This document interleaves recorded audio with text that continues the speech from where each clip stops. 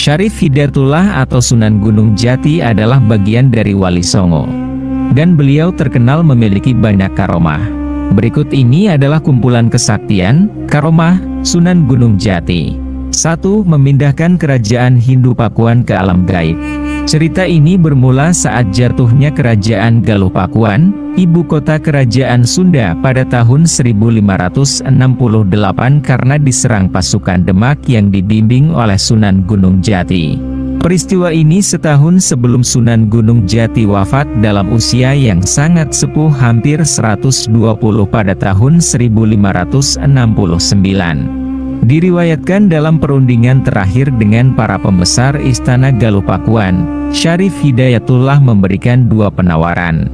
Penawaran atau opsi pertama, para pembesar Istana Pakuan yang bersedia masuk Islam akan dijaga kedudukan dan martabatnya seperti gelar pangeran, putri atau panglima dan dipersilakan tetap tinggal di keraton masing-masing. Yang kedua adalah bagi yang tidak bersedia masuk Islam maka harus keluar dari keraton masing-masing dan keluar dari ibu kota Pakuan untuk diberikan tempat di pedalaman Banten wilayah Cibiu sekarang.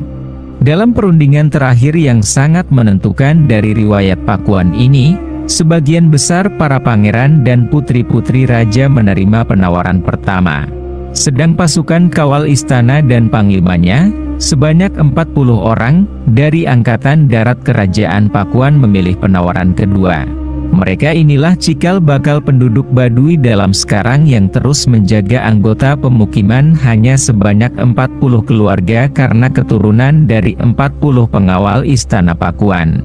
Anggota yang tidak terpilih harus pindah ke pemukiman Baduy luar. Sementara para pendeta Sunda Wiwitan menolak penawaran pertama dan kedua. Dengan kata lain mereka ingin tetap memeluk agama Sunda Wiwitan, aliran Hindu di wilayah Pakuan, tetapi tetap bermukim di dalam wilayah Istana Pakuan. Sehingga dengan karomah yang dimilikinya Sunan Gunung Jati lalu memindahkan Istana Galuh Pakuan ke alam gaib sehingga para pendeta Wiwitan tidak lagi berada di istana tersebut. Karomah yang nomor 2. Pohon menjadi emas. Konon suatu ketika, Syarif Hidayatullah muda hendak menunaikan rukun Islam kelima, haji, ke Baitullah. Dia dibekali oleh ibunya uang sejumlah 100 dirham. Di tengah perjalanan, dia dihadang sekelompok perampok. Tanpa basa-basi, semua uang pemberian ibunya sebanyak 100 dirham, dia berikan kepada para penyamun tersebut. Para penyamun tidak merasa puas dengan tindakan Syarif Hidayatullah. Mereka menyangka bahwa dia membawa uang lebih dari sekedar yang diberikan. Mereka lalu terus memaksanya untuk memberikan harta yang dibawanya. Melihat hal tersebut, Syarif Hidayatullah malah tersenyum dan menyuruh mereka untuk melihat ke sebuah pohon.